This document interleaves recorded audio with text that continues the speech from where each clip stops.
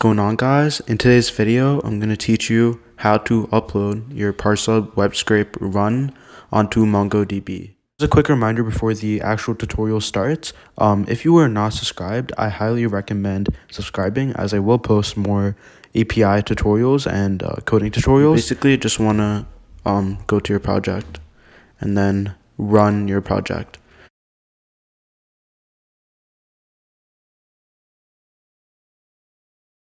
Run. And yeah, I'm just gonna wait for the run to take place. So essentially what I want to do is when the run is complete, I want to click API. So as you can see right now, we are on the website. You want to copy this code right here, and you want to add this to your VS Code project, and you want to insert your API key, which you can receive on your account details for Parsehub. Okay, so once you're on VS Code or whatever IDE you use for Python, you just want to make a few imports.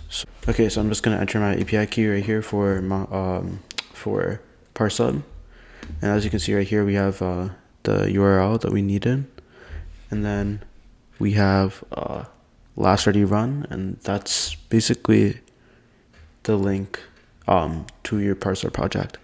So you don't have to, if you want to, you can print it out. Let's just see if it works. Let's see if it prints all the data that we need.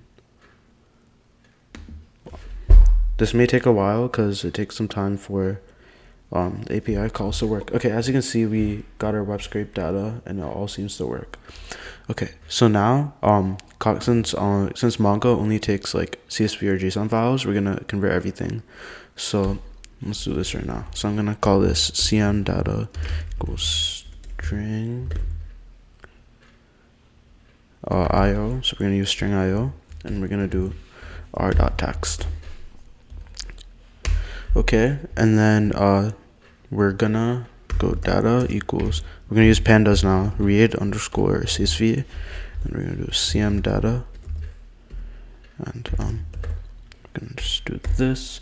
Okay, so the reason why you should use CSV files is that it's really easy to clean your data and modify it, like add a few more parameters and columns. Okay, so right here. So let's just see if this works. Okay, great, it works. Okay, now what you want to do is you want to connect to MongoDB.